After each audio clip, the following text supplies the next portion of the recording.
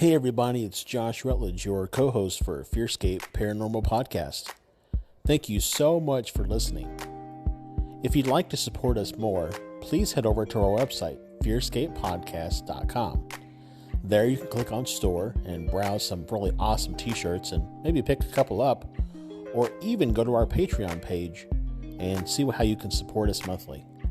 We love bringing you awesome content just as much as you like listening to it. Enjoy the show. FearScape Media Network, exploring the unknown, one podcast at a time.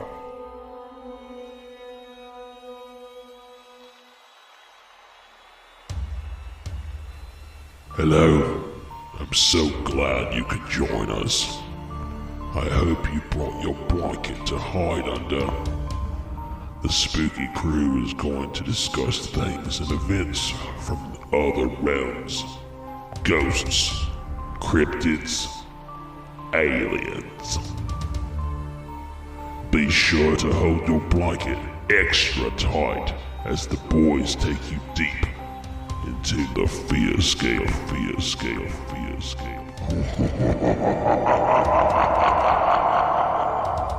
Welcome back, ladies and gentlemen, to another fantastic and historical episode of FearScape Paranormal Podcast. I am your host, Stefan Gearhart, and I am joined, as usual, by my very dapper co-host, Josh Rutledge. How are you today? I'm doing fantastic. I'm trying to use some antiquated words here a little bit, right. Because today, Dapper Dan. oh my, do we have an amazing episode. We have on with us for our topic today, we got to sit down and interview Jeff Mudgett.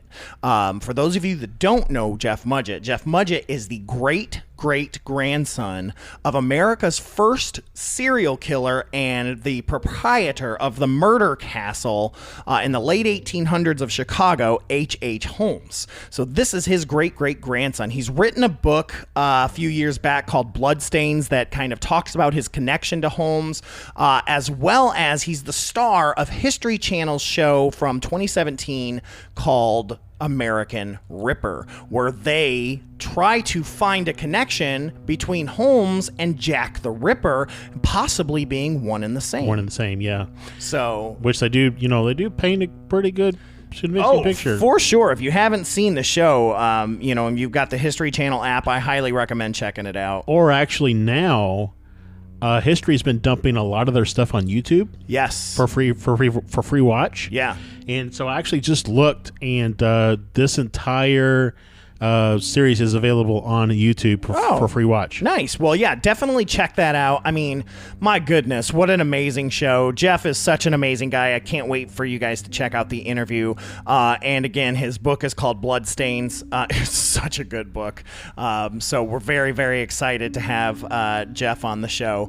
But before we get into all that, and again, that's why I said I was being antiquated, because we're talking about a serial killer from the late 1800s. Right. If there was anybody who was dapper, I mean, this dude waxed his mustache all the time. For sure. And I don't mean bikini wax. I mean legit wax in his mustache. And that's not a euphemism. No. I mean, he was waxing up his mustache, man, for sure. But yeah, I mean, the cover of the book simply says, "I was born with the devil in me, and he has been with me ever since." I mean, that is a H.H. Holmes quote. Just holy moly, man. If you don't know who H.H. Holmes is, where have you been? Yeah. Where have you Under been? a rock, apparently. He makes Ted Bundy and Jeffrey Dahmer and all those guys look stupid. I'm like, to the point where I'm almost certain that the horror movies from the 50s and 60s, like that dealt with mad scientists, or like people had these trap doors and all these like hidden rooms and stuff. This was the murder castle. He made that in real life. Like what it really correlates to for me is Sweeney Todd. Yes,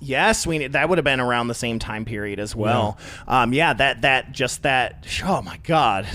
It's funny because I've been, again, why we're psychically linked. I've legit all week been listening to Sweeney Todd the musical because it popped in my head on Monday, and I've been listening to it nonstop. I've been singing it all day. Yeah. There was a barber and his wife, and she was beautiful. beautiful. Like, I mean, seriously, not even joking. So funny that you mentioned Sweeney Todd, but maybe that's why, because I've been digging deep into the H.H. Holmes stuff. But yeah, so there you go. So you got, and they've always compared Sweeney Todd was inspired by, Jack the Ripper and stuff like that. So, this Bloodstains is such a phenomenal book. And there's just so much cool stuff that Jeff will be talking about. And I just want to talk about it all right now. I mean, H.H. Holmes, he put gas thingies like underneath people's bed and like hermetically sealed doors, and then release the gas from under this bed to kill people or to knock them out so he could dissect them alive. This is this dude's great-great-grandfather. Right. Whew, talk about messed up, man. It's like I can't even imagine what that's like. So, but anyways, we're going to get to that soon. I want to get through this stuff. Not that it's unimportant, but I'm just so excited for everybody to listen to this interview. But let's go ahead and get to the psychic word of the week, our first segment of the day. And now, the psychic word of the week.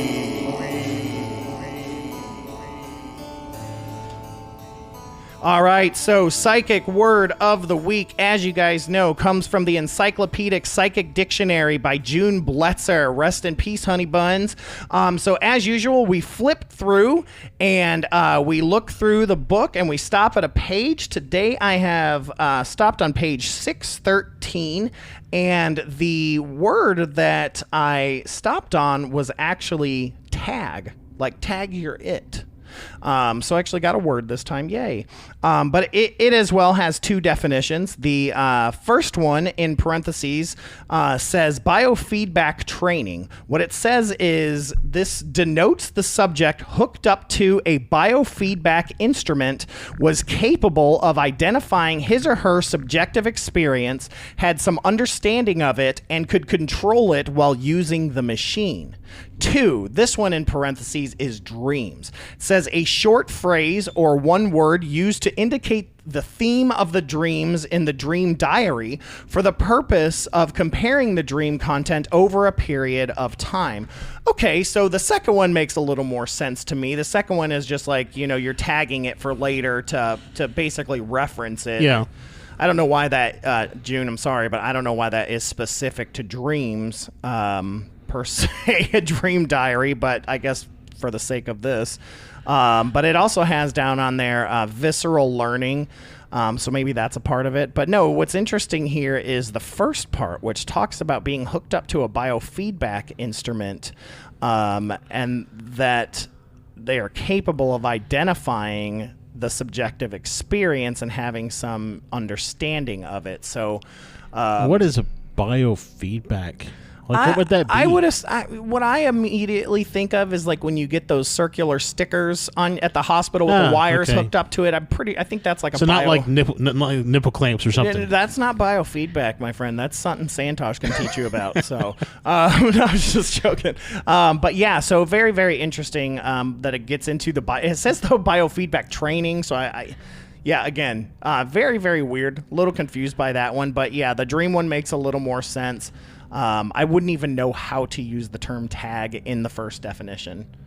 So, yeah, I mean, well, so what if you're doing what if they're doing a brain scan and they see some activity and they tag that activity in the brain scan? Well, then you would think that that's how they would say that, because essentially that's what the second definition is about when it talks about dream, is tagging that experience in a dream journey to go back. But this, again, it says biofeedback training. It says this denotes the subject hooked up to a biofeedback instrument was capable of identifying his or her subjective experience. So maybe he or she is tagging that experience, So maybe it's something like this. So you think a lot of the experiments that they did, like the CIA and stuff did. I thought of MK Ultra right away. Right. Sure. So they're doing experiments. They're asking questions. They're showing you cards, whatever the case may be. And the whole time you're hooked up to a brain scan. So you tag correct with yourself this is when this happened. They go back and look at the brain Look scan. at the brain scan. And Now say, that makes yep, sense. Okay, that's Yeah. exactly when that happened. Yeah, You're able that- to identify that thing. That makes sense. It's almost like an earthquake and then going and checking the check the seismometer. So, Yeah, exactly. Okay, I feel better about that now. Thanks, I'm glad June we can work Blitzer. through that. I think you channeled June Blitzer. That was nice. I am June Blitzer.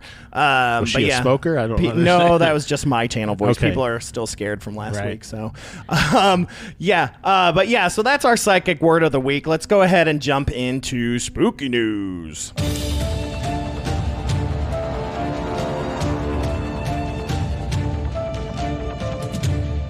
So, most of you may actually have heard this, unless it's just the way my news feed is algorithmed out.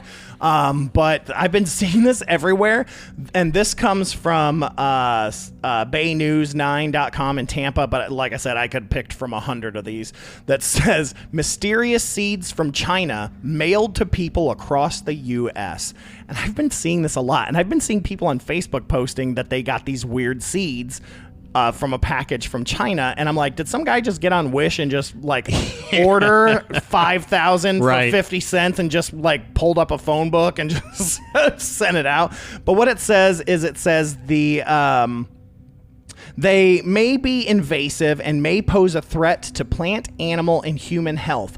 That's how the U.S. Department of Agriculture is referring to the seeds of unknown origin. And it said states across the country are dealing with a potentially dangerous influx. According to the authorities, the mysterious seed packets are being mailed to unsuspecting Americans, including people in Florida. Remember, this is from the Florida news station there. The USDA calls it agricultural smuggling, and the seeds appear to be coming from China. Florida's Department of Agriculture and Consumer Services on Monday issued a warning saying anyone receiving these suspicious seed packets should not open them, should not plant them, and should limit contact with them and should report them immediately to both our department and USDA officials. This is what Nikki Fried said from the Florida Agricultural Commission. I know what this is. This is invasion of the body snatchers. The pod people coming at you, man. According to the FDCAS, the state has received at least 160 reports from Florida residents about these unwelcome seed deliveries. The packages have Chinese characters on them, may have the words China Post, and could be labeled as jewelry. There are reports in Louisiana, Virginia, Kansas, Oklahoma, Utah, and Washington as well. And Washington is where I saw a friend whose like mother had gotten a packet. And of course, if you're listening and you got these seed packets, don't plant them, don't eat them. And it says to call I guess if you're just in Florida, call the FDA CS Division of Plant Industry at 1-888-397-1517, or just contact the USDA. They have their own anti-smuggling hotline, which is 1-800-877-3835. You're welcome. So when it says they have Chinese characters on them, are they like the symbols that are Chinese, or like Hello Kitties on them? No, they're legit Chinese words. So the reason I know is that I've seen a lot of news articles on this. I buy a lot of stuff from Wish and from China things because, my sweet laser pointer I got for $1, free shipping, and it's amazing. But Wish, it's hit or miss. So sometimes you get some crap. I bought a lightsaber on there, and let me tell you, it was not worth the $30 I spent.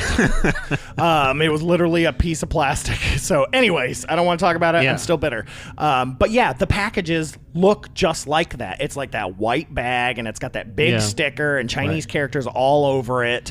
But yeah, people didn't order these.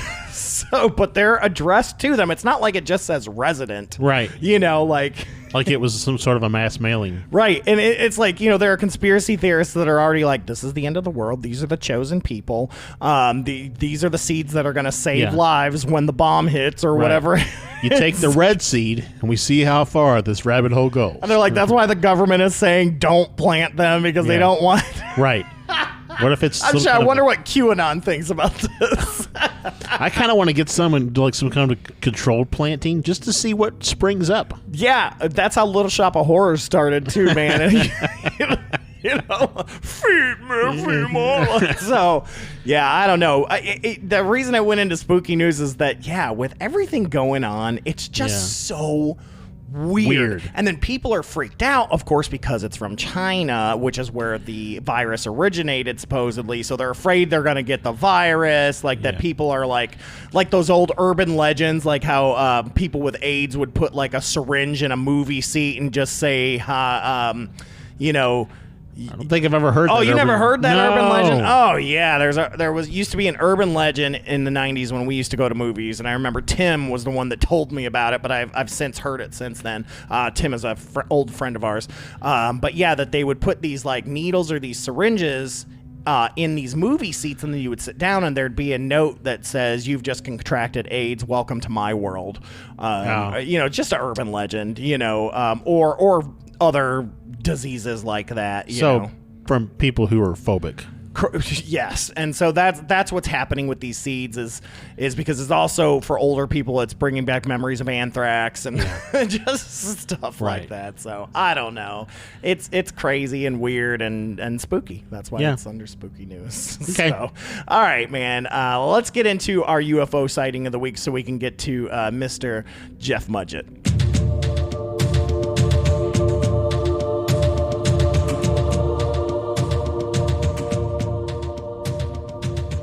All right, so we've got our UFO sighting of the week. We didn't have one last week because we had such an amazing long episode. I mean, we had hours, but not a non-Spooky Crew UFO sighting. Right. But what do we got this week? Yeah, so I went ahead. This goes back to March of this year. No one was alive then. I know. But I thought it relevant because it's from Parkersburg, West Virginia. Oh, just north of the injured cold sighting. Exactly. Interesting. So it happens like this. I walked out to let my dogs out to go to the bathroom and looked up at the North Star and seen a light extremely high in the horizon but extremely bright. But as I watched, I saw 7 more directly behind the other spaces perfectly. The crafts went from one side of their horizon to the other in a matter of 1.5 to 2 minutes.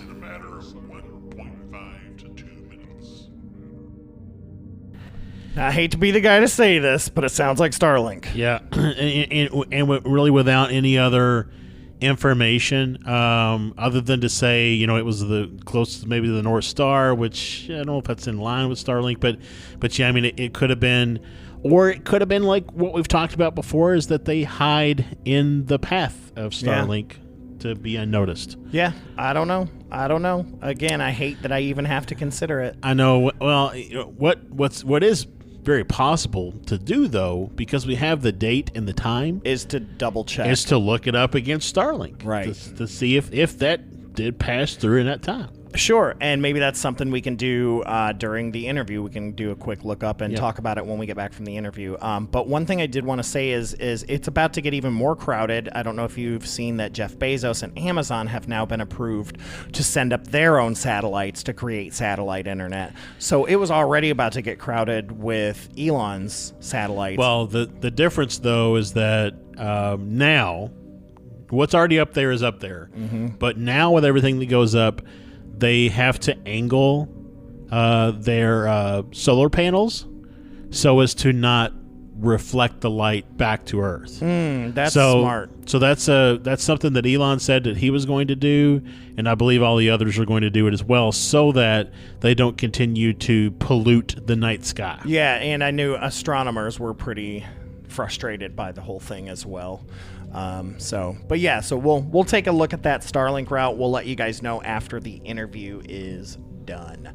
But yeah, that puts us at that's our UFO sighting for the week, and it's still a UFO to this guy, whether it's Starlink or not, because it was unidentified to him. Remember, that's not the thing that I tell my kids all the time is that unidentified does not mean alien. No, it does not. Not even UAP. It does not. No, I mean it just means that we just don't know what it is. Could it be alien? Yeah. Could it be government? Yeah. Could it be Kermit and Miss Piggy? Maybe. Could it be pigs in space? Pigs in space. Space! I love Pigs in Space. I would have watched a whole show of just Pigs in Space. Yeah, so good. Yeah. Which, by the way, the new Muppet show on Disney Plus is awesome. Muppets Now, it's good. I highly recommend it. Fantabulous. Fan-stiggity-diggity-diggity-dabulous. So we need to, before we get into our interview, we need to hit up some Creepy Catch-Up. Of course, I would never forget Creepy Catch-Up because it has been kind of an interesting week. Yeah. So yeah, let's move right into Creepy Catch-Up. Creepy Catch-Up. Creepy Catch-Up. Creepy Catch-Up. Creepy Catch-Up. Y'all, it's creepy. All right, I don't have super specific things besides the stuff that me, you, and Santosh have been continuing to have happen to us. Just between electronics messing up, weird buzzing noises, to the point where I told you my boss made fun of me and said that there were 3 Asian-looking men in black suits and black ties that showed up looking for me, and I freaked out a little bit. Because he asked me if I was talking to any Mormons is the way that he did it. And I'm like, well, they don't usually wear a suit coat. But he said black hats, the whole 9 yards, and that they were going to come back the next day. And I'm like, oh, my God. And he's like, ha, sucker. So, because he knows I'm into the stuff. He's been seeing me read the Men in Black books. And of course, he occasionally listens to the podcast and stuff. So he was totally getting me, which is what we do a lot. So that got me. But I've just been on edge. Yeah, I haven't really slept well until last night. I haven't slept well since getting back from our trip. Yeah. Just really processing everything that happened. All you guys got a little taste of that as part of the Mothman episode, but there was so much more that occurred that hopefully you'll get to see soon in a YouTube type doc. But yeah, just processing all that. I know that I have dreams. I just, when I wake up the next day, I'm just exhausted still, like I didn't sleep. So last night though, I heard a lot of activity. Like my cat was laying on the bed with us, but we kept hearing all kinds of creaks and pops and noises and everything out in the living room. And I've been working on kind of expanding my psychic ability, I guess. And so I felt like, am I hearing more of this stuff because I'm more sensitive to it?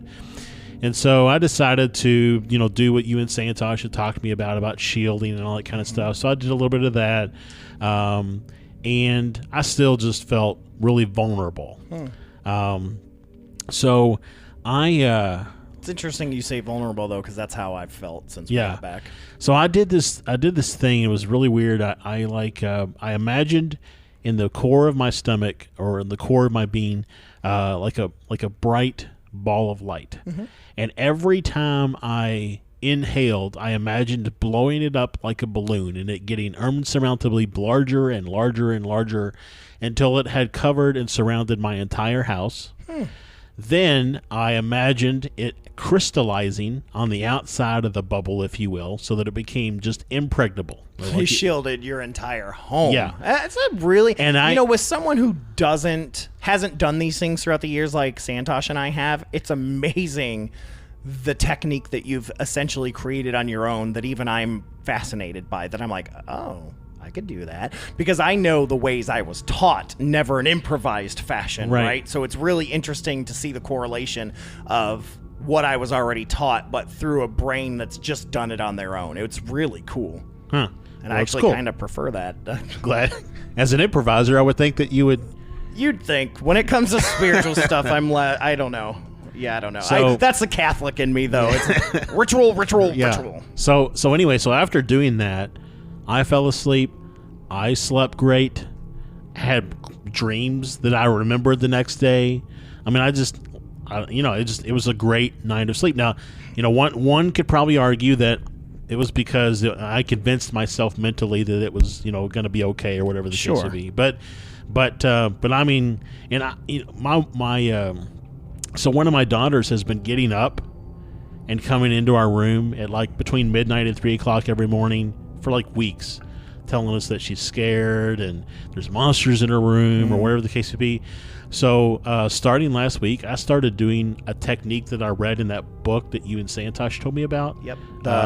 Psychic. Yeah, the Art of Psychic Protection. Yeah. It's a great book. And so one of the techniques that they say in there is to, like, imagine with your third eye you're in someplace safe, see a big corridor of light, and step into it and then breathe it and let it surround you and all that kind of stuff. So I do that exercise with her before she goes to sleep.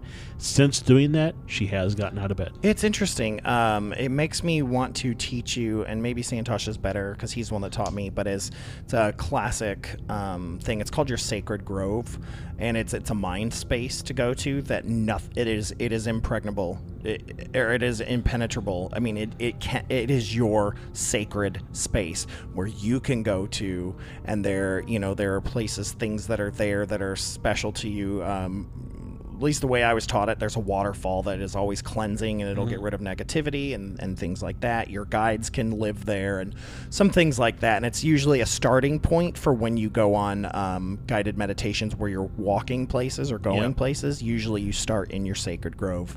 But that's one that I teach kids sometimes when I'm teaching camps and stuff and they're a little unruly. I'll lay them down and I'll essentially give them a guided meditation to discover their sacred grove. So that's really the only thing that's kind of happened is that, like I said, I just like made I even imagined it extending below ground. Like my whole house was just surrounded in a bubble of crystallized light. That's really, really cool. And I slept great. How crazy would it be, like 100 and 200 years from now, they're excavating this land and they find all these crystals under the ground? How crazy would that be? Yeah. Anyways, mine, like I said, mine was just, I'm tired and exhausted too. I've definitely dreamed a little bit because I've been dreaming about H.H. Holmes, but, not like I usually do. I've been struggling with my shielding. I've been feeling vulnerable. I've been feeling out of whack, and that's messed with me. I get anxiety attacks and things like that. Those have started coming back since we've come back from Point Pleasant, and I'm like, man, how much did I open myself up while we were there? Because you can have shields that have been there for years that you forget you even have.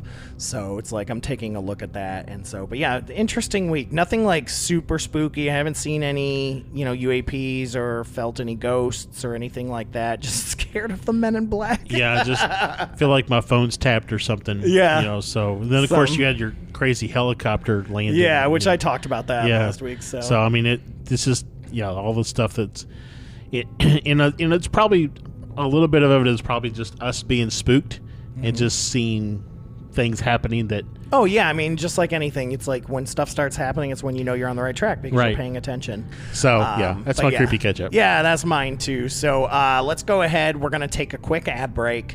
And when we get back from that, we're going to have a quick little sound clip where we're going to give you a little bit of information on H.H. Holmes. For those of you that don't know, we're going to share with you a little bit about that so we can jump straight into the interview with Jeff Mudgett. So, we'll see you in a few. Coming to you from nowhere, a suburb of parts unknown. Join Stefan and Lance, the Misters of the Dark, as they review all things horror with their latest victim. I mean guest. New episodes of Misters of the Dark drop Mondays on the FearScape Media Network.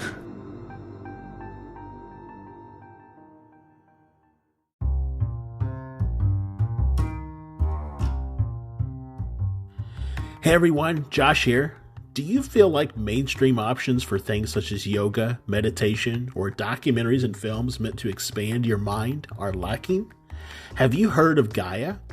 Gaia is the largest resource of consciousness-expanding videos. Both Stefan and I have watched several of the series, documentaries, and films available on topics such as the secret space program, channeling interdimensional beings, and alien encounters. We're just now exploring the over 8,000 films, shows, and classes available to stream on your favorite devices. To get your 10-day free trial of Gaia, go to fearscapepodcast.com/Gaia offer. Again, that's fearscapepodcast.com/GAIA offer.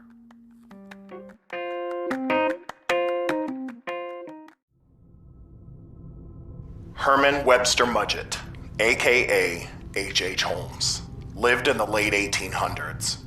He was an American swindler and confidence trickster who is widely considered to be the country's first known serial killer.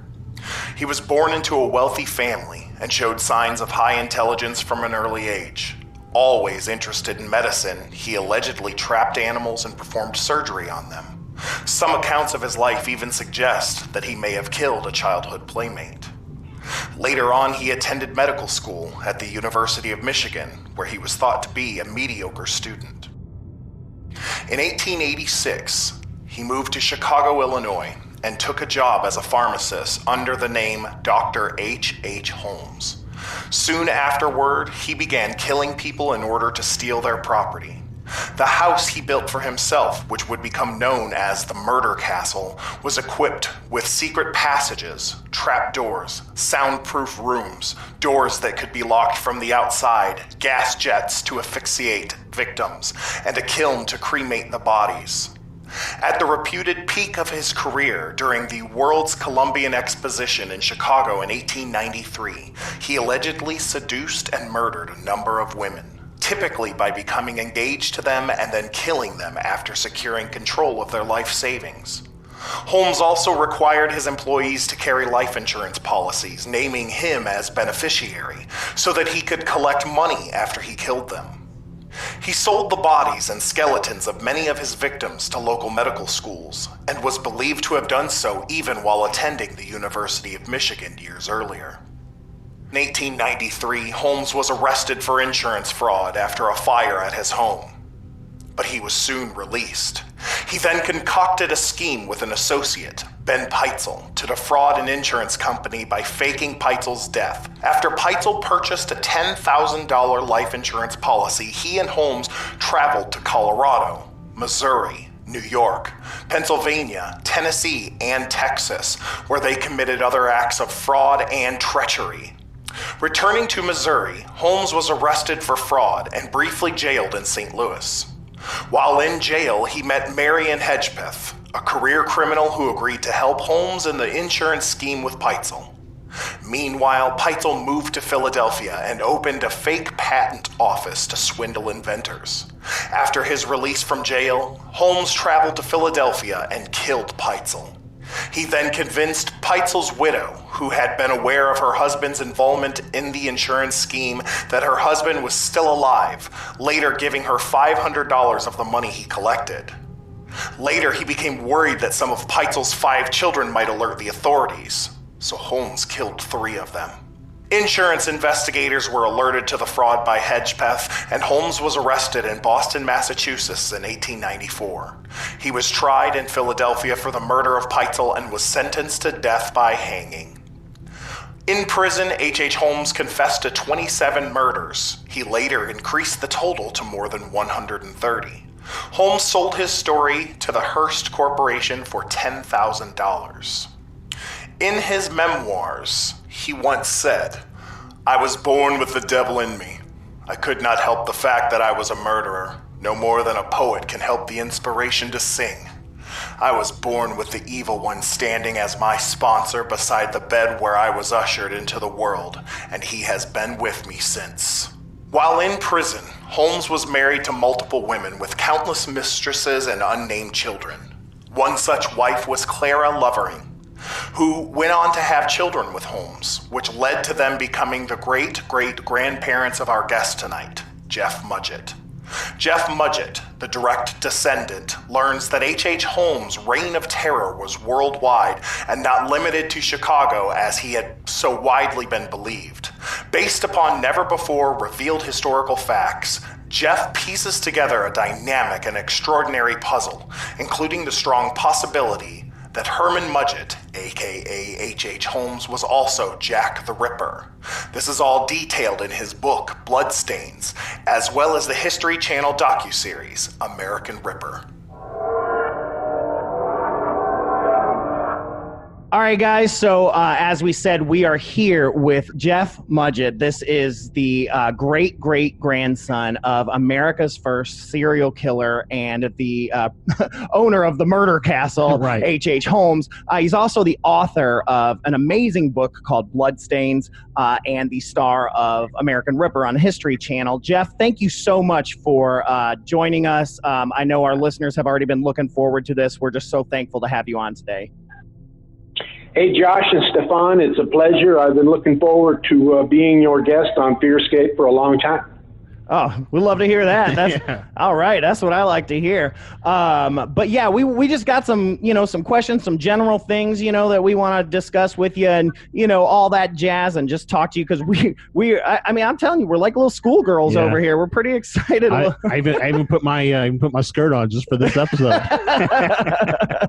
He did. Well, I tell you what, I expect you guys to get tough. I expect this to be a 60 minutes interview. Let it roll. Oh yeah, for sure. I am Baba Wawa for sure. Let's do this.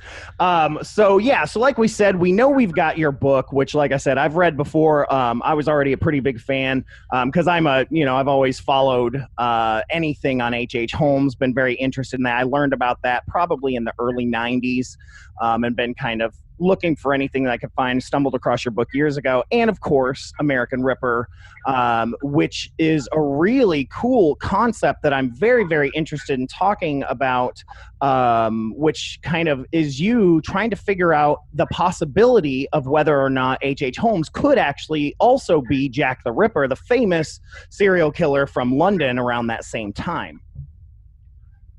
And so, it was the idea and my theory selling to someone like history was a shock to me. I received a cold call about it. And to tell you the truth, I was it was one of the dream come trues of me having written the book in the first place. And they took a look at it. They were open-minded about it.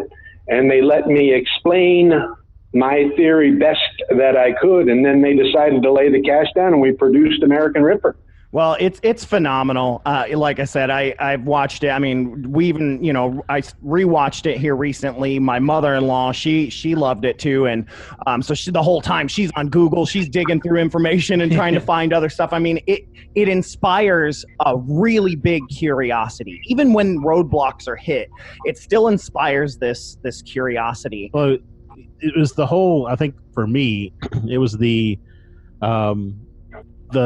following the kind of the breadcrumbs, if you will, to where does this lead and where can we get information about you? And then when you all first kind of put together the timeline, when you went down to the courthouse or whatever and you gathered up all the records and you figured out that there was a blanket of time or a window of time that was missing for recorded history that lined up with, the times in London. I mean, it was just like, wow, something's really going on here. So just there's no doubt about that part. And now that I'm not in the business of selling books anymore, if you've watched my website, we pulled out the print copy. We've been selling for 10 years now, and I'm hoping that the world and shows like yours will give my theories more credence, because I'm not trying to sell a book. I'm not trying to make $1 on any of your listeners. I just like to change true crime history. And I think going on shows like yours and being able to explain why I know H.H. Holmes was the author of Dear Boss and the murder of Catherine Eddowes, I'm just hoping someone like history, maybe history themselves, will have the courage to step up and say, you know what?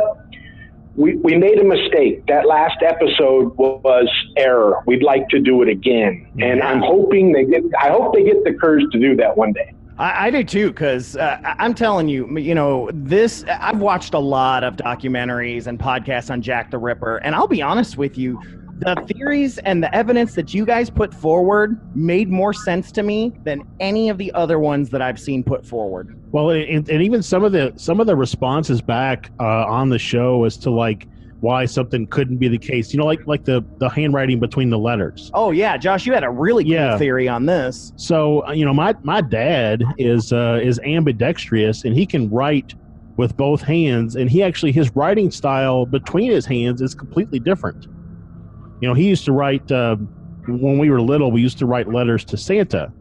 And we would always get a response back on Christmas morning. Well, it turns out years later it was my dad writing, and we never recognized the handwriting because it was completely different than what his normal handwriting was. So that makes me wonder if H.H. Holmes had the similar type, mechanism.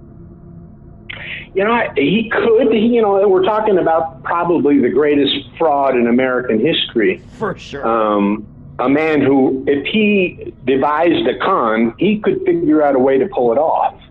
And, I get a lot of arguments on the shows I go on and some of the other authors about how many people he actually murdered. I have no idea. Yeah. No one will ever figure that number out.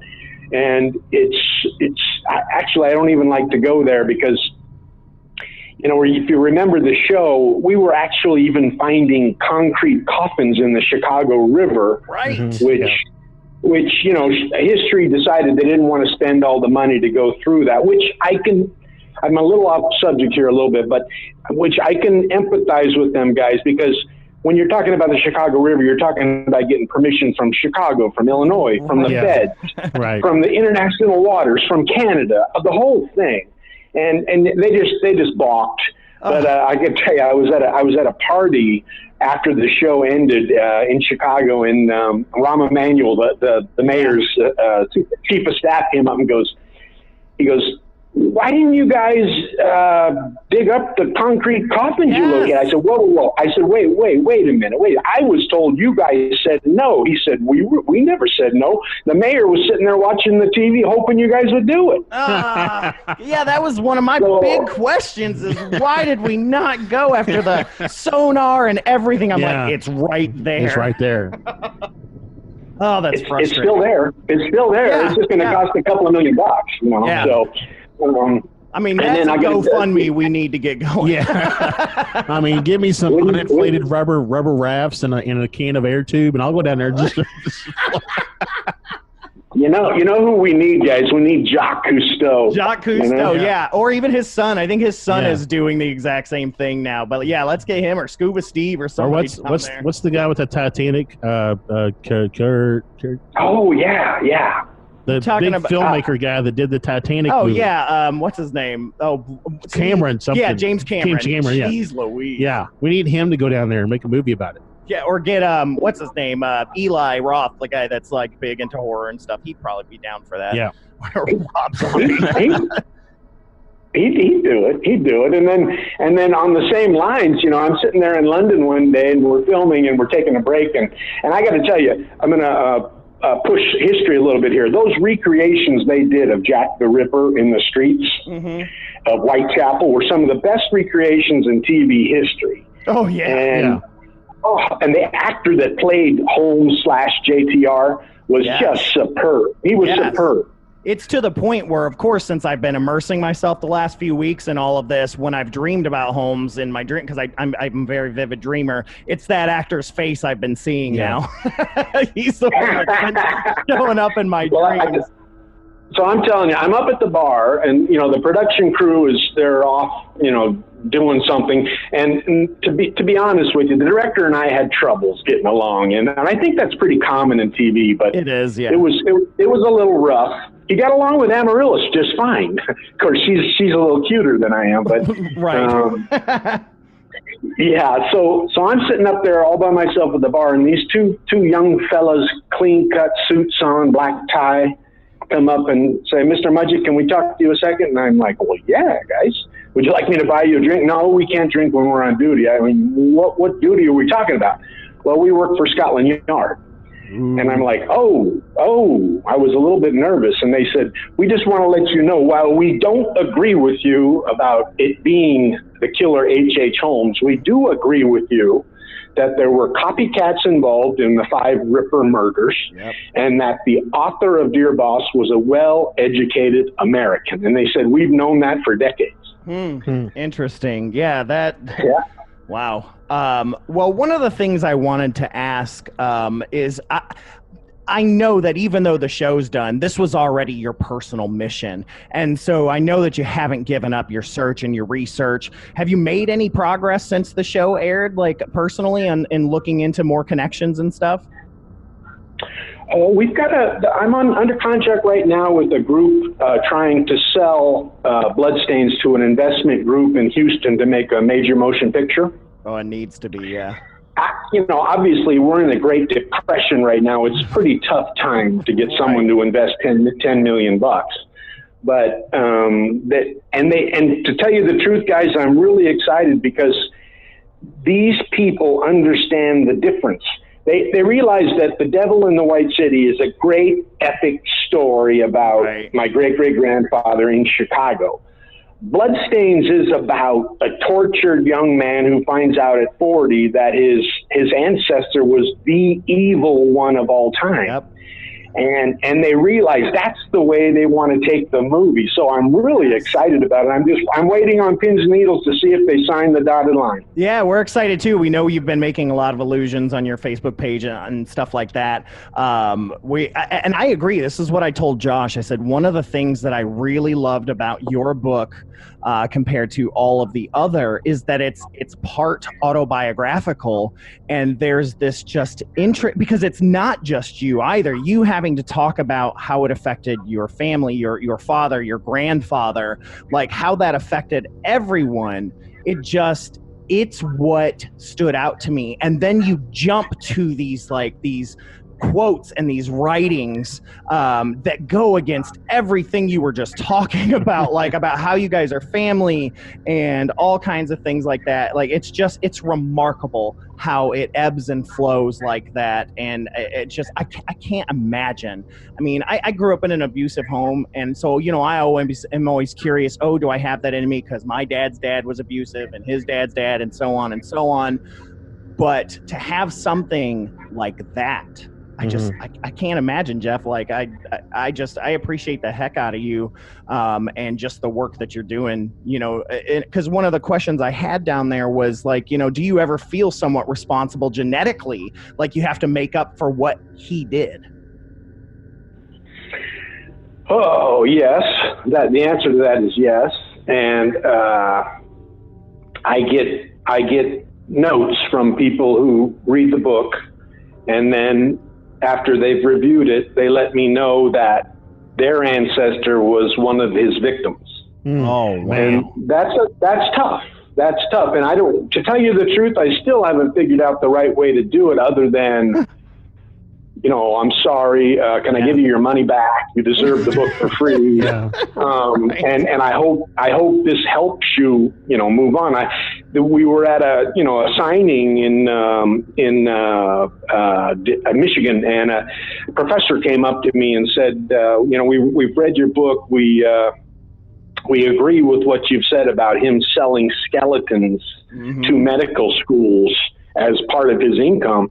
And we just want to let you know, the skeleton we have in our medical school museum, we've removed because we think it's one of Holmes's victims. Right. Wow. Yeah, because I know University of Michigan. Yeah, I'm from Toledo, Ohio, and so my uncle went to the University of Michigan and stuff like that. But yeah, that was a pretty common thing that happened, and it's something you always hear around that time, is this grave robbing just to sell skeletons and bodies to these medical schools because they didn't have access to cadavers. Oh, I remember there was a thing not too long ago even where you could sign up to donate your body for medical research after you died, and they would give you like a check now for like a little bit of money, and then the rest of it would go to your family when you died. Huh.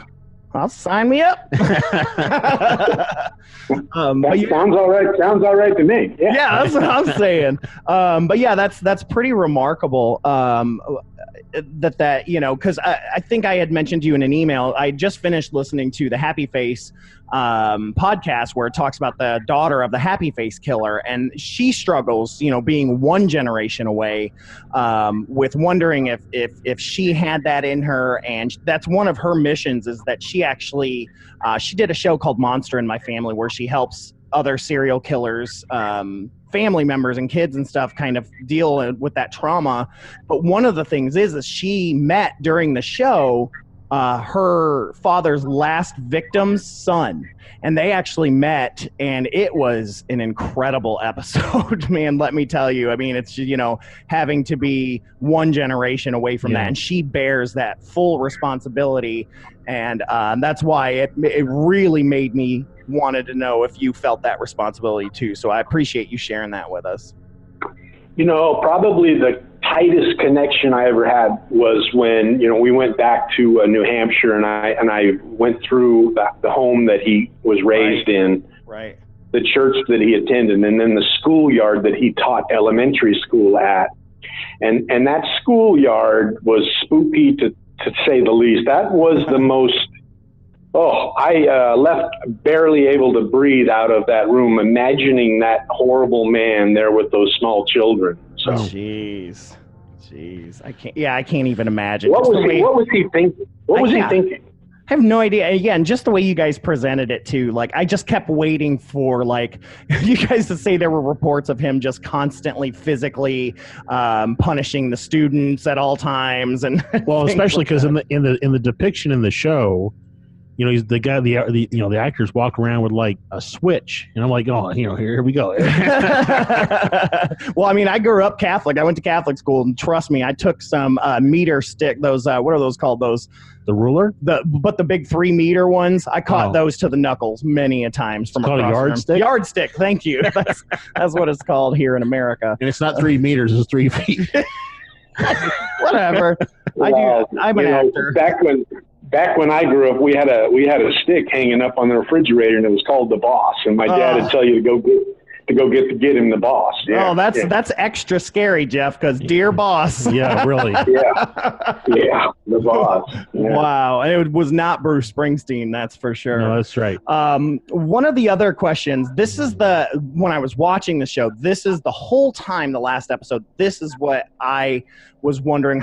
I know you were going through so many emotions and you could see it, but it was like, what was it like coming face to face with H.H. Holmes's bones when you finally got there? Because I know it was double fold because you were, wondering if he was even going to be in there, but then to actually see it, to see this famous serial killer as well as your family member, like, I just can't imagine what that was like.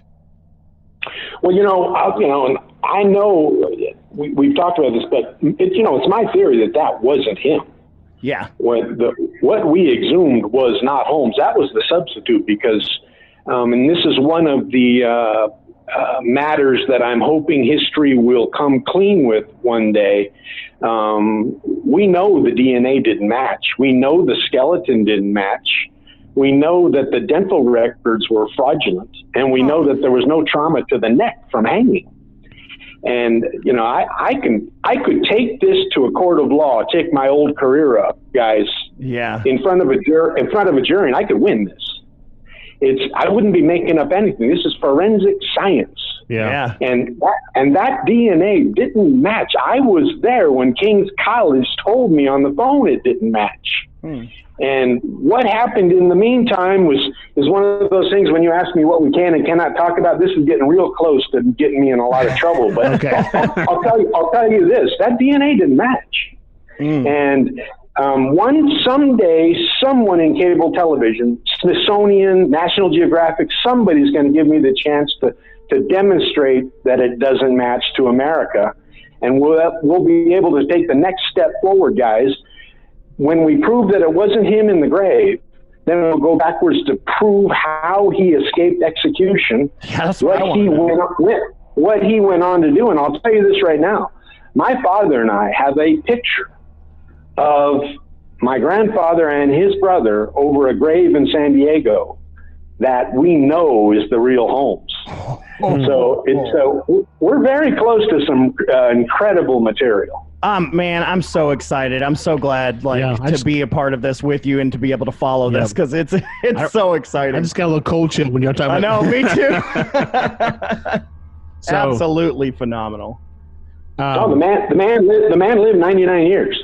Jesus. And I love that because, the thing that you guys referenced 2 or 3 times was that eyewitness sighting of seeing the same man 25 years later, and it's like, you don't forget a face like that. Yeah. Especially the way you always talk about his piercing blue eyes and things like that, and how, you know, he catches your gaze like almost like hypnotic and things like that. It's like you'd know when that happens again. And you know, when we dug him up and we had the bones at the University of Pennsylvania down in the lab, and I was still at a point where, you know, I had my theories, but all the scientists were telling me I was crazy. They were all saying it was Holmes. Yeah, history was saying it was Holmes. You know, they just wanted to move on. So we were there one day, and I snuck off down to the lab when no one was watching, because I remembered that scene in Hamlet, you know, where the Othello holds the skull of his father, or whoever. Who was the one that held the skull of his father? Some Shakespeare character. It was it was Hamlet, and he held up Yorick. Yorick, okay, excellent, well done. And I'm an actor. so I snuck down there, and because I thought about this for years, and I grabbed the skull, held it in my hand, and stared into those big sockets, expecting some paranormal experience, some proof of life after death, something huge to come happen of it. And I got nothing. Except when the scientists burst in the room, seeing me holding it, screaming that I'd ruined the DNA test forever, grabbing it in my hand. And they were very upset about that until King's College showed them how it didn't make any difference. But anyway, but that holding that skull, staring into those sockets, it was a 0. Wow. Whew. Yeah, that would be frightening to me.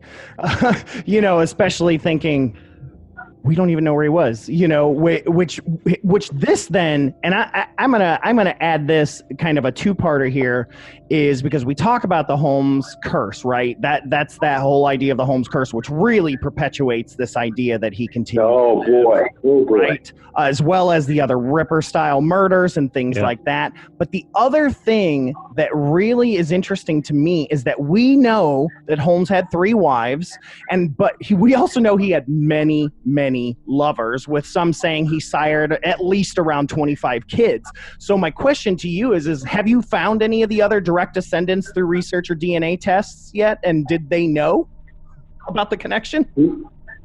Not one. No, 0. I haven't had anyone like that. I haven't anyone like that contact me all these years. Yeah, wait to make a lot of money. Yeah. Yeah, that's you know, I just found a long lost sister that I had, so it's it's one of those things that I'm always curious about, you know, especially with him having so many kids out there. Yeah. It seems that the only like real direct line that we know is his first wife's line, which is your line. So, well, he my description of his opportunity to murder his first wife, my great-great-grandmother, is in the book is very accurate. He had the chance. He never wanted to hurt her.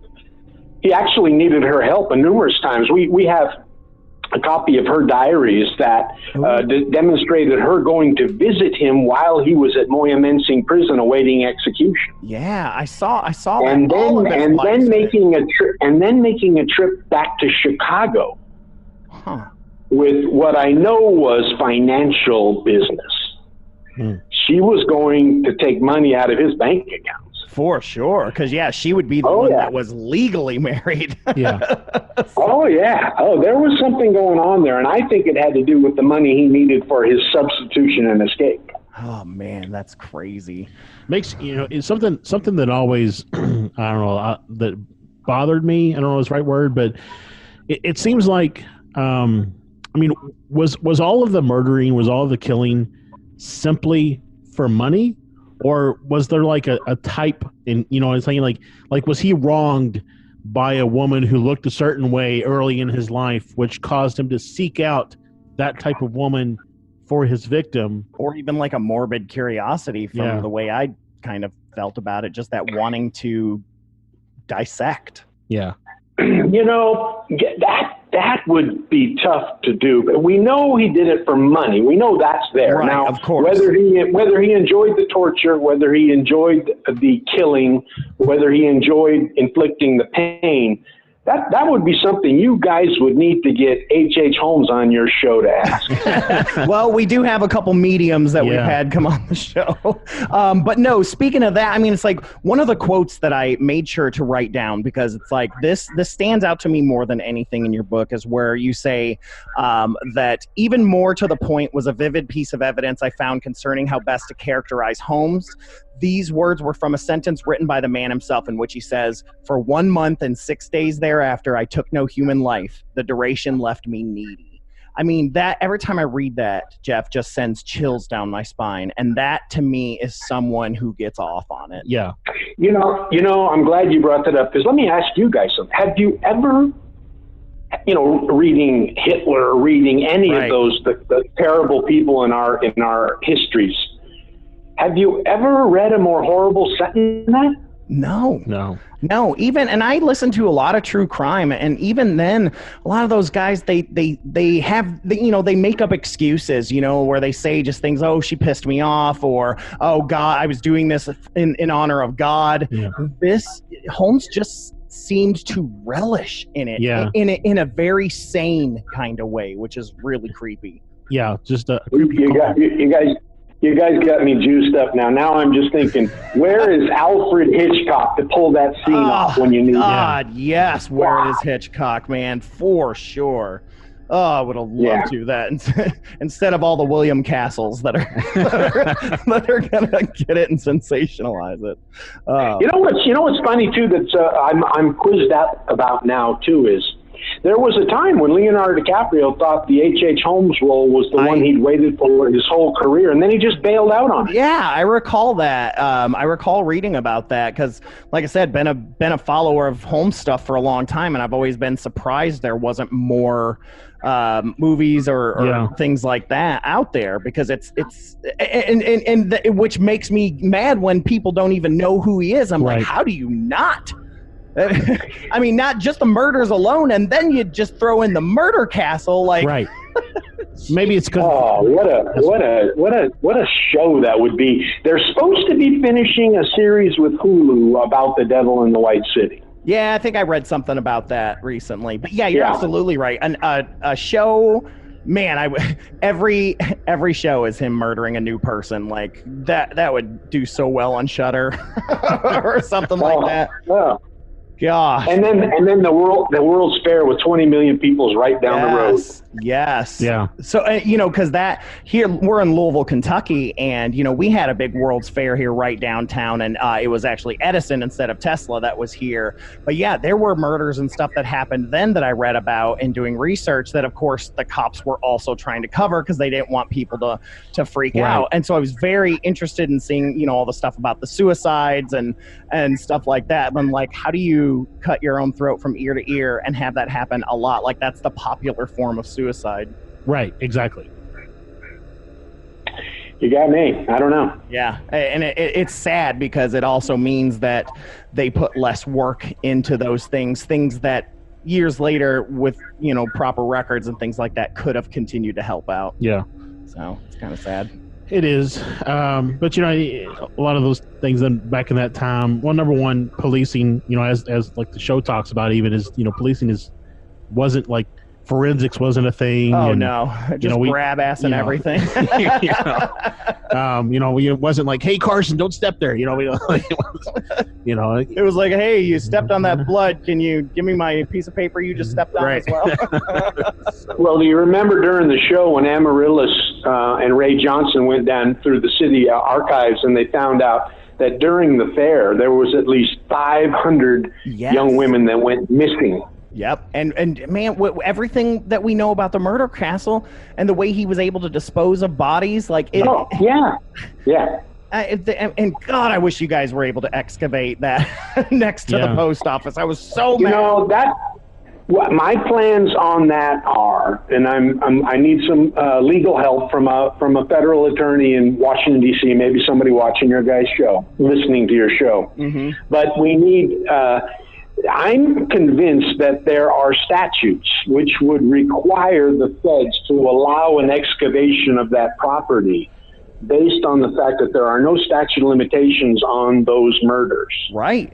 And yeah, So you guys had mentioned that on there. it just takes a little work. It'll take a little work, but I'll need someone like history or somebody financially backing me up on it. Right. Eli Roth, I'm looking at you again, Rob Zombie. But yeah, it's like you guys said it perfectly. It's like if this was a murder that had happened this year, there's no way there wouldn't even had a chance to turn down. And just because it's over 100 years old doesn't mean that it's still not a case that needs to be solved. So I was pretty upset by that. Let me ask you guys this. We had, our last episode, we had 1.4 million viewers in America, okay? We had as many in the UK. Right. How many people would watch the excavation of the murder castle on TV? I'm telling you right now, I would watch a 24-hour live feed of it on Facebook. You can set up a camera where there's just nothing, like there's nothing happening. It's like, look, a cat across the day. And in Chicago, there's some of the greatest archaeologists, anthropologists living. They would make their career on it. Yep. Absolutely would. With the FBI nosing around us, making sure we were doing it right. Oh, God. Yeah, I mean, it would for sure. I mean, it would. People would tune in just to see what the results are going to be, and I think they would probably watch along the way. Yeah, I mean, that's what I'm saying. It's like you could watch a live. I would pay $12 to watch a live feed of this. Because I'm interested in archaeology. I'm interested in true crime. All of that kind of like satisfies a lot of interest for me just to watch a live feed of them digging. Like, I mean, I was so interested just watching, exhuming the body. Every time I was like, oh yeah, what's in it? Oh yeah, oh there's another one. Right. You know, and guys, I'm kind of pulling this out of my tail end, but when the federal government bought that property, and they tore down the murder castle. Mm-hmm. They built the post office. It's not directly over the top. It kind of juxtaposes the boundaries a little bit. Right. So when they bought that, they tore down the murder castle. I know they didn't even look 2 feet down. They just filled that up and planted those 2 trees over there. For sure. It's just ripe for the taking. All that evidence, which might also include evidence of Jack the Ripper. Yeah. And that's why I want to. That's what I want to see it for too, as well. I mean, because that is something they do. The cheaper, the better. You know, whatever they can do to just move on. Which kind of brings me to another question, which is you posted on Facebook a while back a brick wall down underneath the post office, and I'm curious as what you think is on the other side of that. When I've been down in that basement twice. The first time I wrote about it in chapter 27 in Bloodstains, and that much of Bloodstains, there were gaps that I filled with my imagination. That's why I called it fiction based on a true story. Right. That chapter 27 was completely true, and it had to do with something that I'd never experienced before in my life. I'd never believed in the paranormal. I'd never believed in the supernatural or a life after death. So when we went down those stairs, the custodian with us at the post office, the other employees wouldn't go with us. They thought it was haunted. They had barricaded the door. Oh yeah. And the custodian that went down with us, really brave guy, lives right down there in Englewood in Chicago. There's a murder every 5 minutes down there. Yep. And it's he went with us, with Kim and I, my one of my best friends, who he's an Emmy award-winning actor now. So he actually did the narrative when we did the audio book. He did the reading for it. Oh, fantastic! So when we went down there, I started having these feelings and these sounds in my head. I didn't see anything, but I had these sounds, and it didn't like that Kim was there in the basement with me. And I tried to write about it in chapter 27, how it wanted me to do something to him. Yeah. So I'm walking around that basement, and all of a sudden on the wall there, and I took the picture and I showed it on Facebook, like you say, about 3 or 4 postings ago. Yep. there's a human door-sized cutout in that wall that you could tell someone wanted to go through the main wall, the boundary of the post office basement. They knew what was on the other side. They wanted to go through it to get what they knew what was on the other side, and then they patched it up so that no one would know they had been there. And I tried to get history to help me with that, and they gave up on the post office. The post office got kind of snooty about it and wanted a little bit of money for them to go down there, and it got funny. But that hole in that wall, guys, the man with knowledge knew what was on the other side. And, you know, the way my mind works, I know it was gold or something like that. There was something on that other side that some man that had worked down there before wanted back. Yeah. And I can only imagine what it's going to look like on that other side of that wall once you open that back up. It's Shangri-La, man. I can't even imagine. It feels like, all like Indiana Jones or National Treasure. Nicholas Cage. Cage. National Treasure. I mean, especially even the in the exhumation. Is that the right word? Exhumation. There you go. I'm just gonna make up words. In that episode, I even expected to get down to that second casket and crack it open and just be full of like gold and gems and all kinds of stuff. Because obviously, he, as a grave robber himself, whether it's not him or not, it's like I still feel like he was like, I got to make it look like I'd be afraid, that people would try to rob my grave. Right. So it's like, sprinkle a couple gold coins in there. that exhumation, and history did a wonderful job with that, because to tell you the truth, I hadn't misled them, but I'd given them some information which turned out to be wrong. I told them that it would probably cost us about $100,000 to exhume that grave. Mm-hmm. Well, by the time the engineers had this boundary up the wall so they wouldn't collapse with other graves cascading in on us, it was $1 million. Wow. And poor history had spent a lot of money with the scientists and everything, and they continued it to the end. They went right through to the end, and I got to hand that to them. But I'll tell you, it was one of the most humiliating aspects of my life, guys. So we're sitting there, and we got the fake coffin on the one side, which no one has figured out yet. Then we dug, Amaryllis talked us into digging down next to us, and 2 feet deep, we found the concrete sarcophagus, okay? Right. And you should have seen the University of Pennsylvania anthropologists, these scientists, these gals were running around like kids at Christmas. Oh, they were so excited, Oh, they were excited. And we opened the concrete up, and the smell was killing trees around us. Oh, man. It was so bad. It was so bad. And there were still human particles that hadn't decomposed. Oh, and then mixed with stagnant water, Yeah. Oh, it was and this one anthropologist, she's down there working away, and the director, this Mark Lopez, and like I said, he and I hadn't got along very well, and he goes, "Hey, Mudgett, we're on a great scene, great shot now. I need you to get down there and dig with them." And I said, "I'm not going down." No way. I said, "You smell what it's like. You go down there." He goes, "No, I'm the director. I don't need to go down there." And so, you know who steps up to the plate, raises their hand, and then jumps down and starts digging away like a dog in a strawberry field? Yep. Amaryllis, the CIA agent. Yep. She was tough. She was tough as nails. She made me look like a total sissy. She's hardcore, man. Yeah, for sure.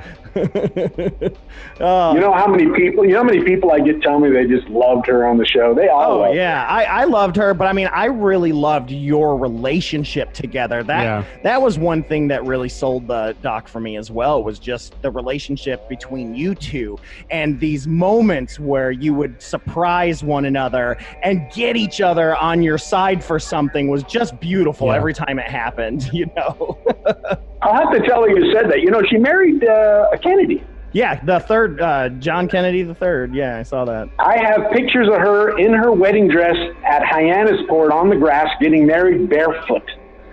Yeah.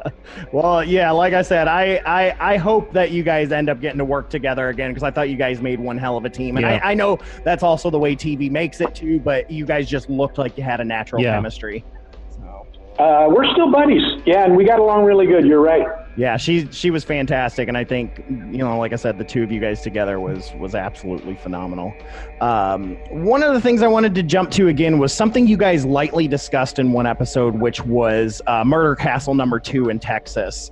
That I had never heard of, that rarely, and things like that. And so I wanted to talk a little bit about that, but I also want to discuss is do you think he had other ones as well hidden around the country, and that maybe some are still standing and maybe haven't been discovered because they're hidden behind things or in a cement-covered basement or something?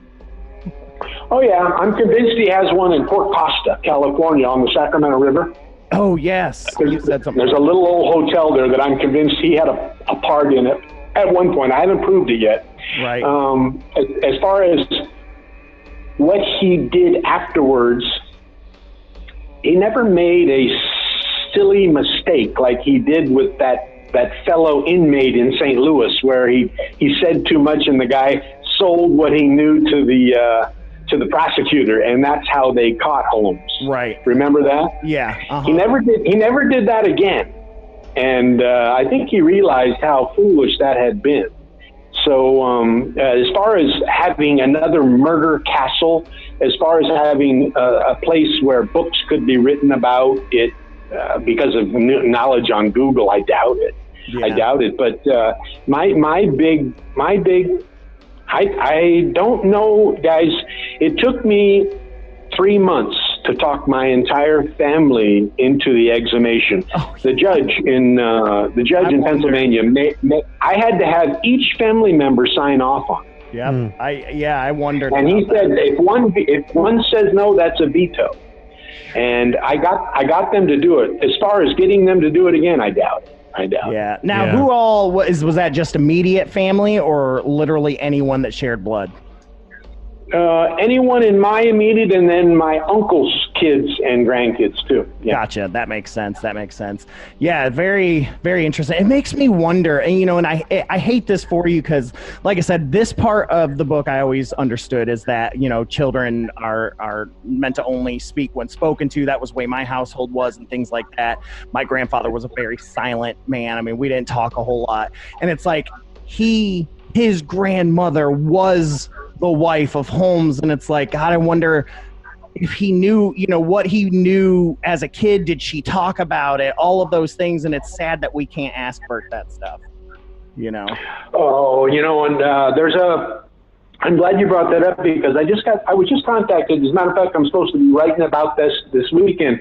There's a university in New York doing a class on Holmes, and one of the students and the professor are working on the differences between The Devil in the White City and Bloodstains, and they tried to get me to explain what I was trying to write, and I got to explain how, listen, obviously it's the tale of this terrible serial killer, but the story is about my grandfather and I, and how this man wouldn't even talk to me, and he wouldn't, and it affected me my entire life, guys. He wouldn't take me fishing when he used to go off fishing on the weekends, and he knew that's what I lived for. And imagine your grandfather not doing that with something you love that you shared. Yeah, my father told me a story. Same thing. It's like his father and my grandmother split up probably after like 6 or 7 years after marriage, and so they all hated my grandmother's side hated my dad's dad, and my dad ran out of some hard luck and everything like that, and so he went and talked to his grandfather. Hey, I want to borrow some money. I've got this business idea. I want to do this stuff. And my great grandfather legit told him, "Sorry, Tom, I can't do this because every time I see you, all I see is your dad, and it makes me sick." And that explained why he never had a relationship with his grandfather, everything. Because my dad looks identical to his dad, and that's exactly what his great grandfather told, or his grandfather told. Exactly. And guys, what I picture and what I tried to portray that last 3 or 4 pages in the book was this man out fly fishing, okay? By himself, solitary. with what was going through that mind of his, him being the only one that had known about this horrible monster in his life and had kept it a secret from the entire family. My father didn't know about it until that dinner party. Oh, wow. And that man fly fishing, and what was going through his mind? What was going through his mind that scared him to death? Yeah. The things that probably all men have go through their minds, guys. But he had a tag. He had that nameplate, H.H. Holmes, stuck in his head. Especially, and he didn't want to be anything like that. Yeah, especially if he felt himself get, like you talk about how he would get angry and messed up. So he would be like, I'm out. And he would go fishing for a couple days and, come back and not even talk about it and things like that. But it's like, yeah, I can't even imagine how much that affected his life if that's why he stayed quiet, because he was so afraid that he would be like that. Because I'm sure he heard so much from his father, because a kid of H.H. Holmes is definitely gonna talk about it, so God, who only knows what his dad went through, and I just can't imagine. And then having a single mom, because Holmes wasn't around, it's like there's just so much trauma that gets carried from generation to generation. Well, and then like that post I tried to explain to the world the other day about how my father and I and my grandfather hadn't followed it. Now what if my grandfather, guys, being that 2 generations closer, had actually felt some of those Holmes characteristics? Yeah, that would be frightening. Yeah, sure. Yeah. And especially, if you're not someone, because, we look at Holmes maybe having some issues when he was a kid or things like that, but it's like, here's a kid that maybe had a decent childhood, but feels those things. And it scares the hell. Oh, I can't even. I can't imagine. Like I said, my own personal trauma is nothing compared to what that's got to feel like. So just, it's remarkable, man. And that's why I had said earlier that, it's amazing to hear how well adjusted you are. Like, even I don't know, if I heard something like that, it would be in my head all the time. Well, it makes me wonder, how is the rest of your family, how do they do with the more and more you uncover? My father's fine with it. My mother will be my mother no matter what I go through or endure. Okay, my mother's just the mother everyone wants. That's what mothers do. Yeah. Some of the other members of my family, Josh, won't talk to me at all.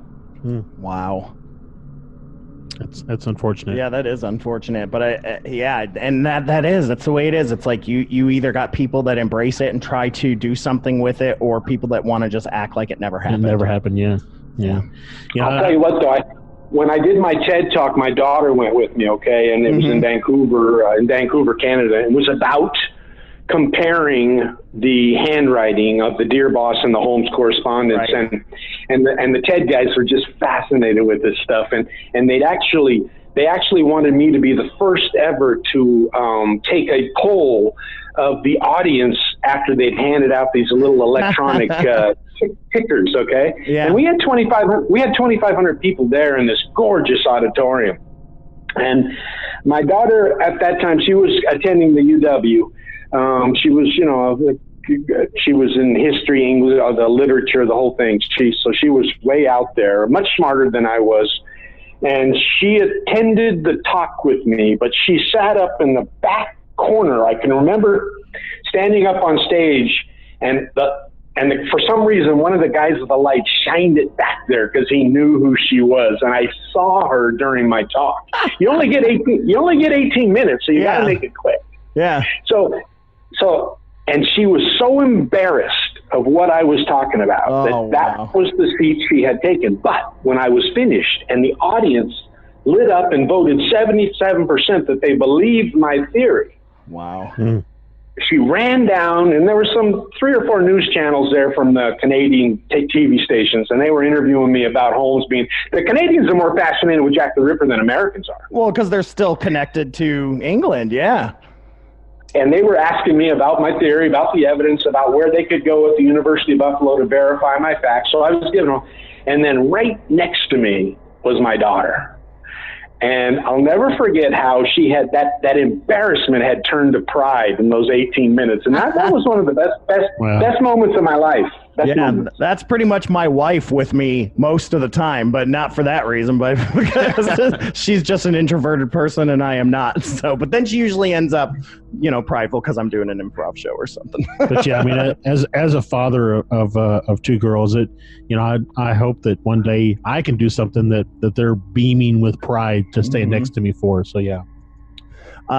So I want to move just quickly and talk a little bit about Jack the Ripper again here, because something that that I haven't really seen discussed and that I see come up a lot in Jack the Ripper theories and documentaries is this idea that he was more than likely a Freemason. Now, have you discovered any possible connections to Holmes possibly being a Mason at all? I mean, with his high status in medical school and stuff like that, he'd be a perfect candidate. So. I've been seeing a lot of stuff written about that. I know my grandfather was way up in the Freemasons. I wouldn't surprise me if Holmes had some connection with them, but I haven't been able to verify that. But I understand that there are a couple of groups out there. That's where they're going with their theories about the Holmes story. Yeah, that is definitely something I'm seeing a lot more, is this idea of the Freemason and some of that getting deeper into the conspiracy theories about Freemasons and stuff like that. But yeah, it was just something I was curious about if that had come across in any research or not. Well, my grandfather was a Freemason. My dad was a Freemason. And I think a lot of times that people joined Masonry it was like the Facebook of its time, before the internet. Yeah, I just joined the Moose Lodge, man. But it was to meet people, it's to get involved and do. So I don't think that everybody who's in the Masonry is there to further the conspiracy. Oh no, not at all. So. Though, I mean, what if they were, right? Well, Jeff, thank you so much, man. I think we're kind of getting a little close on time. But I wanted to thank you so much for just sharing all the information you've shared with us and just continuing to chat with us on email and stuff like that. We love it. I'll talk to you anytime about this stuff. Well, no, and you know what, guys, this has been a lot of fun. We're like three guys sitting at a bar enjoying beers together. It's a lot of fun, man. That's how we roll, man. That's how we do it. Yeah. We like to talk. Well, let me tell you, there's a lot of shows that aren't like that at all. Yeah. So this has been a lot of fun. Before we part, I wanted to let you know that there's something that I'm working on now that, like I say, I'm not selling books and no one can throw that on me. I'm trying to get permission from the post office to go back down into the basement. I'm going to gather up a team of paranormalists, the professionals, technicians, because I'm convinced, guys, and there's been many, many people who've said this over the years, that when and if the paranormal is ever proven, if a life after death, if an energy is proven, it's going to be in that basement, okay? Oh, I agree. I know what I felt down there that I described in chapter 27 of Bloodstains. I know what's there, and I didn't believe it before. It wasn't like I needed to prove it to anyone. I felt it, and I'm going to tell you what. I'm going to go back down there, and I'm going to have the professionals go with me because for some reason I'm like a bait to it or something because of the relationships, all those things. Yeah. I was going to say, and I'm telling you, I'm convinced if we get it to happen again and we record it by the professionals, it's going to change life as we know it for the entire world. You know what, Jeff, I'll tell you what, the path and the journey that we've been on just from doing this show and things like that have led us to believe along the same lines of those things. I mean, I've had my own supernatural experiences throughout the years and things like that, but I 100% believe there is a lot of theory that, that blood is an attractant, in terms of familial blood, is an attractant to any spirits that are around there. They are. It's like they can sense it that it's theirs. It's familiar. Yeah. Yeah. And I think that's why we get a lot of haunts and things like that tend to happen a lot more when it is a family member. Yeah. And things like that. I'll tell you what, man. Like I said, You put a damn live cam, I will watch every bit of that. I may get one of you guys to go down with us. Hey, do it. We're just 5.5 hours, away. 6 hours away from Chicago, so. All right. All about it, man. I go to I do improv comedy, so I'm in Chicago 4 or 5 times a year. So I love that place. Yep. But yeah, have you guys been out to 63rd and Wallace? I have. Yeah, I've been out. Well, I went out there years ago. Before I really knew what was going to be out there, and so of course you get out there and you're like, well, this is disappointing. But now it's a little bit different now that I've gotten older and I've read a lot more and things like that. I haven't been out in a couple years, but like just talking to you and getting back into all of this, like my next trip to Chicago, it's exactly where I want to go. So yeah, it's just and also as someone now who is very connected to that spiritual plane myself. My sister is a medium and some things like that. It's like now I want to see if I can feel anything, if I can pick anything up, and just, see if I pick up a vibe, because when I went there, I was in college. I was, just all over the place.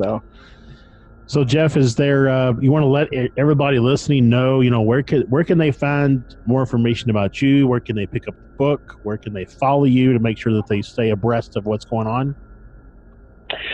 Well, you can go to bloodstainsthebook.com. That's our website. As far as like they can have an ebook, they can go on Kindle if they want, but or I can get them a special edition, a signed copy if they'd like. But we don't sell books anymore like we have for 10 years now. Yeah. And but then the Bloodstains Facebook page is where I put my new things up. And when, I get word from Hollywood that there's going to be a major motion picture, that'll be where it's at the first day I find out. So that's if you want to keep up on Holmes and you want to keep up on the Murder Castle and Jack the Ripper and the connection, that's the place to be, that Bloodstains Facebook page. Yeah, we will absolutely share both of those because I like we said, we love following that page. It's a blast, and I love because you're the ever living tease, and I love it. You're always like quench, like just like. Okay, all right. I never thought of myself like that.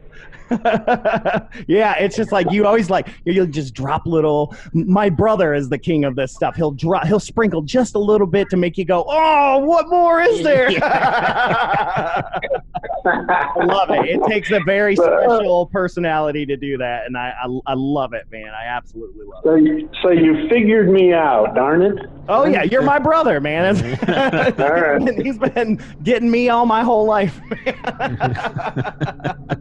But Jeff, again, thank you so much, man. This has been an absolute pleasure, man. Anytime if you're wanting to get out and promote something, let us know. We will push somebody off the schedule to have you back on because this has just been an absolute blast. I've loved everything. Well, Josh and Stefan, thanks for having me on today. FearScape has been a blast. I've done hundreds of these shows over the years, and I got to tell you, this is probably the most fun I've ever had. Great. Great. Like we said, that's what we like to do. Yep. We both like having fun, but we also like talking about the stuff too and taking it seriously while still having fun, man. That's the whole point.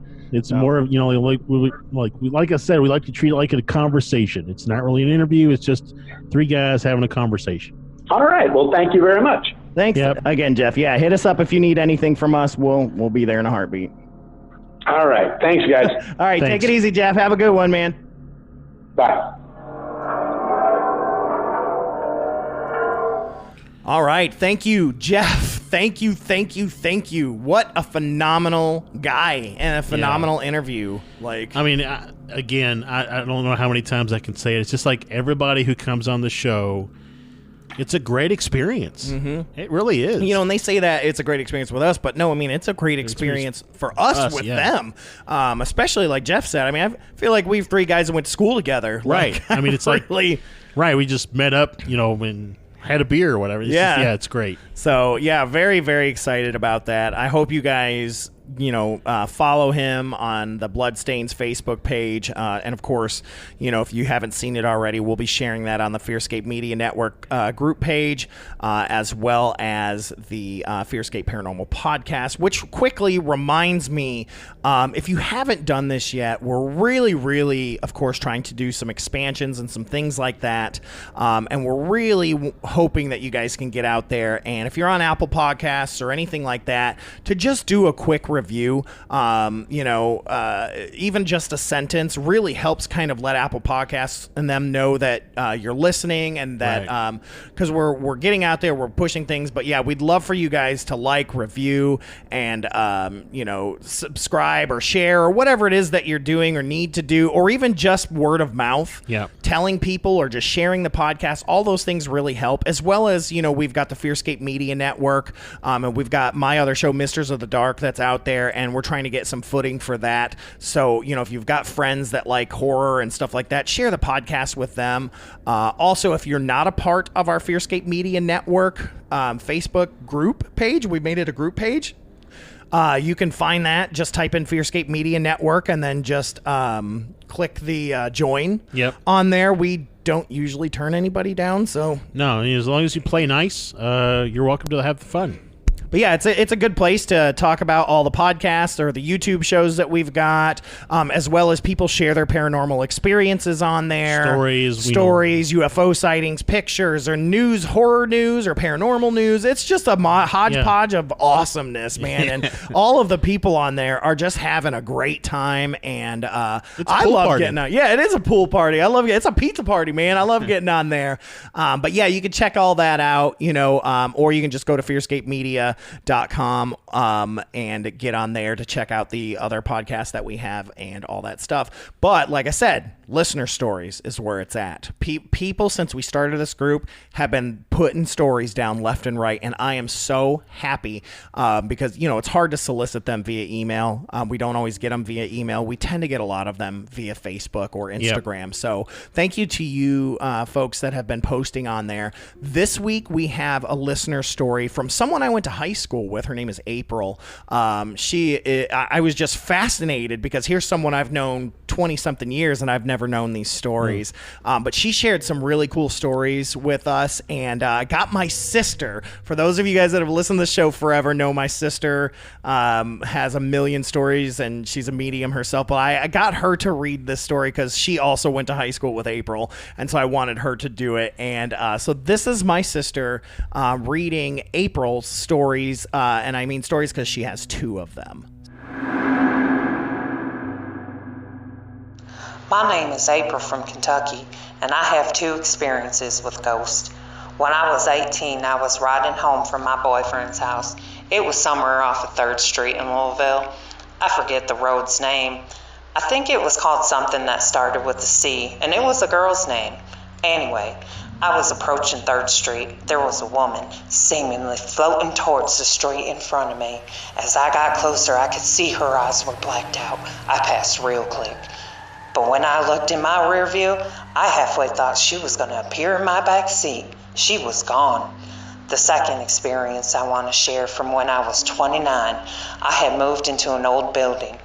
My landlord turned this old house into 2 apartments. I was on the downstairs part and nobody lived upstairs.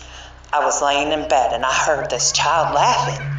I had asked my landlord if he knew the history of the place, and he just bought the building and didn't know much about it. I heard the laughter every now and then, but nothing else ever happened. I often would try and talk to whoever it was, but nothing. It happened once when the kids were staying over, and they heard it too, so I know it just wasn't in my head.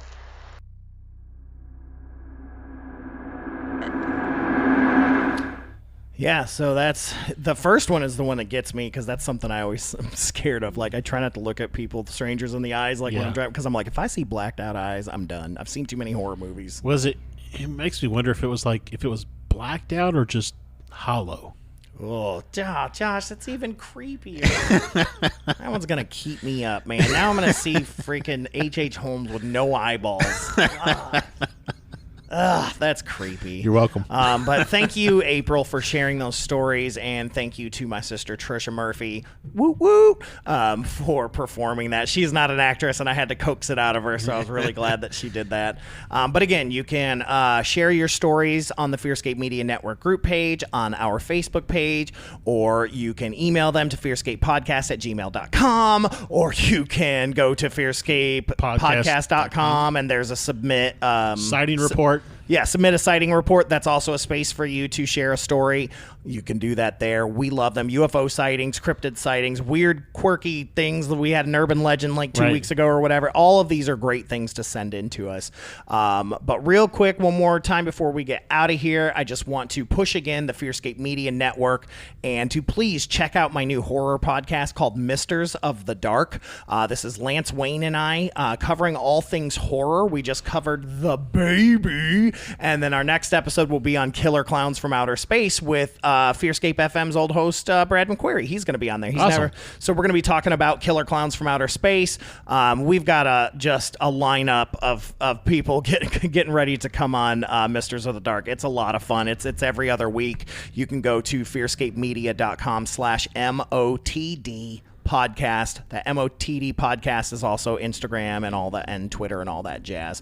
But yeah, please check out this media network. We're so excited. Speaking of which, on YouTube, we just dropped the newest episode of FearScape Unhinged. Yep. The secret space program. Oh, I just watched it again last night. Man, it's good. It's good. My dad was like, I haven't heard of half that shit. And so he loved it. And he's been researching that stuff. He's like, look what I found. These guys were actually on Mars. So